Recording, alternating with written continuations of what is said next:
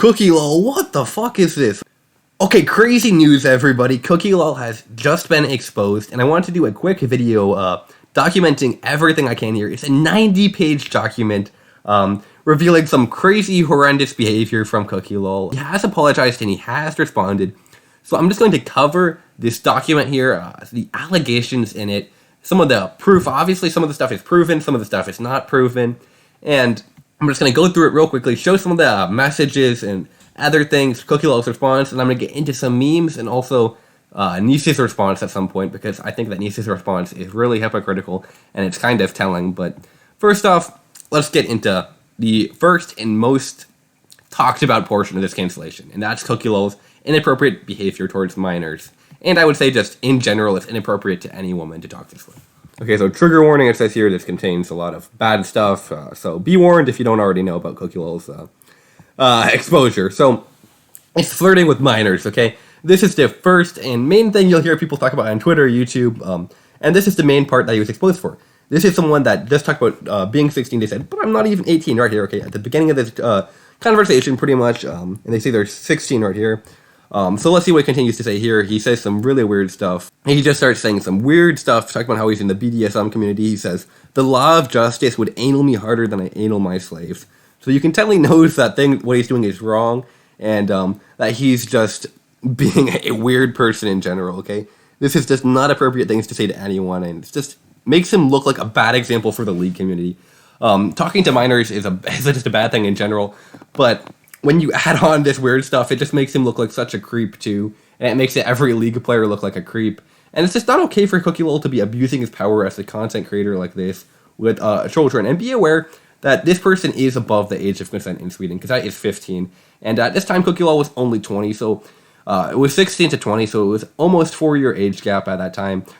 So be aware that Cookielol is not like a 30-year-old man, but it's still a pretty big maturity difference, so that's not okay. And you can see this Cookielol continues to also say some weird stuff like good girl, send all of these anime stuff, daddy gotta sleep now. Like, this is just so weird, and it's just not appropriate. He says a lot more stuff here. He continues to just be a weirdo, get up, put on a collar. Like, bro, you're saying this to some random kid, like, what? And it's just not okay for you to say this stuff to a random kid. Like, it's just so weird. He says stuff like, what? Guess no gag for you. And they said stuff like master slave. Once I find someone I can move in with, boyfriend/girlfriend. So he wants to own a submissive slave. And he's just talking about this to some random child. Like, what? Then he continues to talk about the age and stuff here, continuing to acknowledge the age. And then he says, when you're 18, get a vampire butt plug. Then he sends images of a vibrator. And then he asks to show her her voice continually here, spams it, because he wants some cute e-girl with a high-pitched voice, apparently. And then he says some really weird thing here. He says, doing okay, I'm curious. Have you ever been touched in public before by random disgusting people? So, like, talking about being, like, groped and stuff. That's so weird for him to say that. It's just, not okay. And then, it's funny enough, Cookielol says, yep, sometimes I hate being a man. Lots of disgusting ones ruin our reputation. Cookielol, no way you just said that, by the way. No way you just said that, okay? But then there are obviously a lot more allegations of Cookielol talking to minors. Here's I Keep It Taco saying he believes other allegations. He says that Cookielol's been a creep, and obviously this is all from 2020, so this is kind of old. But again, I don't know if Cookielol has necessarily changed his ways since then. He claims to have, but I don't know if he has. He obviously has a twit longer here, and he claims that he has in his twit longer. And there's like allegations of him talking to a 13-year-old, which he denies, and there's not proof for it. I wouldn't say that that's necessarily true. So that's really the main part of the underage exposure that I want to cover so far. Even though there are so many more images and stuff and accusations here, some of it confirmed, some of it not. But then there's also some examples of Cookielol saying like he raped someone, which he talks about here, and what he says, according to the situation, he says, it does not seem to be rape to me. Again, maybe I'm reading into it incorrectly, but it seems like he pretty much had a sexual encounter with someone that, like, did it. It was kind of, like, willing, it seemed, not clear, and they definitely didn't try to fight him or anything, and they almost, like, engaged it. And then at the end, they said that they felt uncomfortable with it, and that it was okay, but they were uncomfortable with it. So I hope that there's no trauma on her, obviously. And he said Cookielol says he feels terrible about it, and he obviously should have tried to get consent better, which of course he should have. But this does not seem to be rape to me, from what I'm reading. Obviously, he could go to jail for it. He was 19, so this, 4 years ago? I think that the statute of limitations for rape is much longer than that. So, well, this is not a good thing for him to be doing. I don't think it's actually, quote unquote, like rape, really. It's just showing that he's not necessarily the most considerate sexually. Obviously, he showed that he wants to be so dominant and potentially even violent sexually.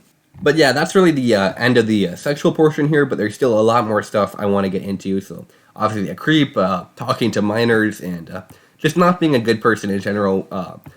But he has some allegations of scamming people and not being good to his mods/editors. Okay, so Cookielol claims that this is just financial irresponsibility, but he's not really paying his editors, and he's also at the same time buying very expensive cars and apartments. So he clearly probably has some money. He claims that bills were piling up. It's possible, right? You need an apartment to live somewhere. But it's just not a great look for him, and he does offer to pay back with interest, and he seems to be a little bit genuine maybe about this, but we can't say for sure, okay? We can't say for sure whether he was intentionally not paying these people or being late on the payments. It caused someone to be evicted. It's caused great heartache to these people that are so close to him. So it's just something that you'd expect for him to be more upset about.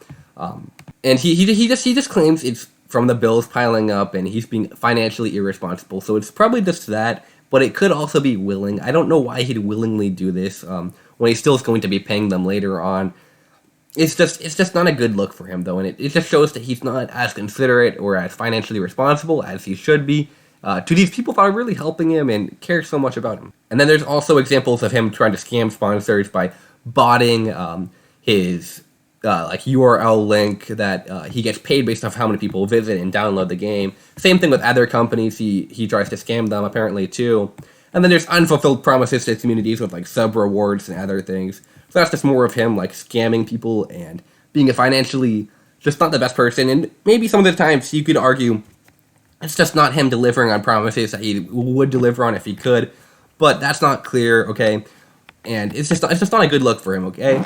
Even if he's not delivering on promises, if you make the promises, you should be really trying to live up to it. And it's not always your fault, but just own up to it. It's your mistake. You made the promise, and it's just not a good look for him at all.